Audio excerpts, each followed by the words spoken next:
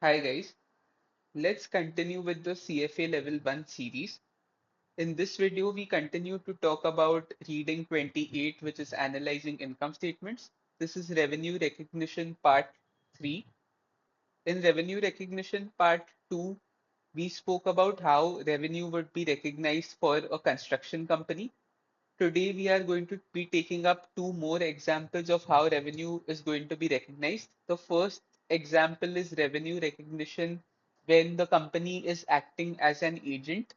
And the second example that we are going to take for this video is revenue recognition when the company is a food company which provides franchising and licensing.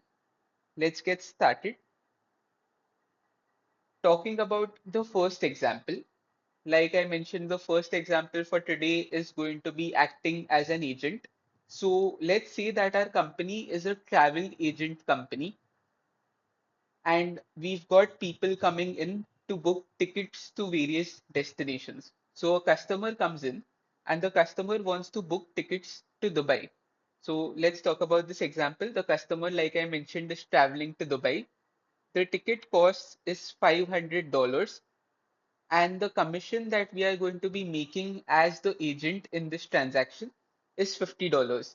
So the customer is going to travel in a Go Air flight. The flight is not belonging to us. We are just acting as an agent and we are booking ticket on the Go Air portal for the customer. And Go Air is going to give us a commission of $50 for booking this particular ticket. There are two ways revenue recognition could work over here.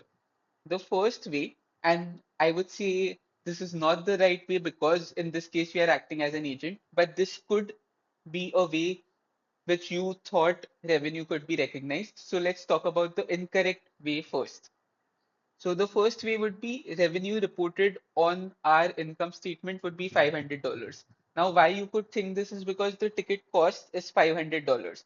So you would think that the sales that you are making is $500. That's why the revenue reported on your income statement should be $500, which is not right because we are just acting as an agent. Go Air, if they were reporting it on their income statement, they would report $500. We should not report $500. So let's just continue talking about if we were acting as a principal, what would happen? We would report $500 as the revenue. The expense reported because we've only acted as the agent. So this is the way you could think that $500 is my revenue and 450 is what I have to pay to Go Air because that's their cost of the ticket. So we would pay $450 to Go Air for the ticket. That's our expense and $50 is our profit. Now, if you report using this particular method, then the gross profit margin that you would get is $50, which is your profit, divided by $500, which is your revenue, which would be 10%. 10% as your gross profit margin. Now, this is when you were acting as a principal. So this is one way to recognize revenue, but I would say this is not the right way. Let's look at what is the right way to recognize revenue if we were acting as an agent. This is the correct method. The revenue reported should be $50. That's the commission that you made on this particular transaction. So the $50 commission that you made, that should be reported as your revenue. Now keep in mind that we are not GoAir. We are just acting as an agent for GoAir.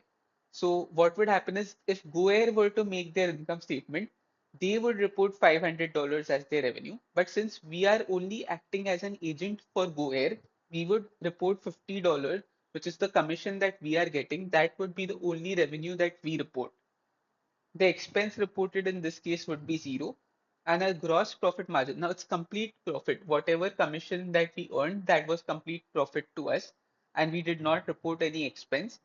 So the gross profit margin that we would report is $50 profit divided by $50 of revenue. That is 100% as your gross profit margin. When we are acting as an agent, the second method that I mentioned is correct. If we were Go Air, then the first method would be correct. That is where you would recognize $500 as your revenue and not $50. Let's talk about the next example, franchising and licensing. I'm going to take the example of HM Burgers. It's a hypothetical burger company. They own and operate their own restaurants. What they also do is they provide franchising to different people so that the franchisee could also open a restaurant under the name of HM Burgers. Once the franchisee has opened the restaurant under the name of HM Burgers, HM Burgers would also supply essential products for day-to-day operations. So the franchisee does not have to make the burger and all the components of the burger on their own. HM Burgers would supply the bun to them. They would supply the vegetables required to make the burger to the franchisee. HM Burgers would also supply each and every different type of patty to the franchisee company. So the essential products for day-to-day operations required by the franchisee would be provided by HM Burgers. That's the third part. Let's talk about this example in more detail. So like I mentioned, they own and operate restaurants. They also grant franchisees right to operate restaurants. Now, to get the right to operate a restaurant under HM Burgers brand name, the franchisee would have to pay an upfront fee of $100,000 to HM Burgers. So, of course, you cannot get the brand name for free. You have to pay a fee to HM Burgers so that you can operate under their brand name. That's not the only fee that the franchisee is going to pay. The other fee that they are going to pay is 2% of yearly turnover. So whatever turnover that the franchisee restaurant makes, 2% of it would go to HM Burgers, which is the parent company. Now we are also selling the supplies to them. We won't give them the supplies for free. Like I mentioned, the supplies would include bun, patty, or the rest of the stuff, the ketchups and so on, which HM Burgers would supply to the franchisee so that they can operate the restaurant. Now, this, of course, we are going to be selling to them. We won't be selling to them at a very big profit, but of course, we are going to be earning some profit on this particular transaction as well as HM Burgers.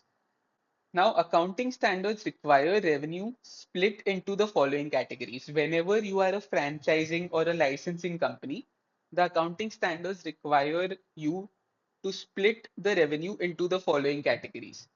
So, revenue from company owned restaurants, like I mentioned in the beginning, HM Burgers is operating their own restaurants as well. They are not only franchising it to different people, they are also owning and operating their own restaurants.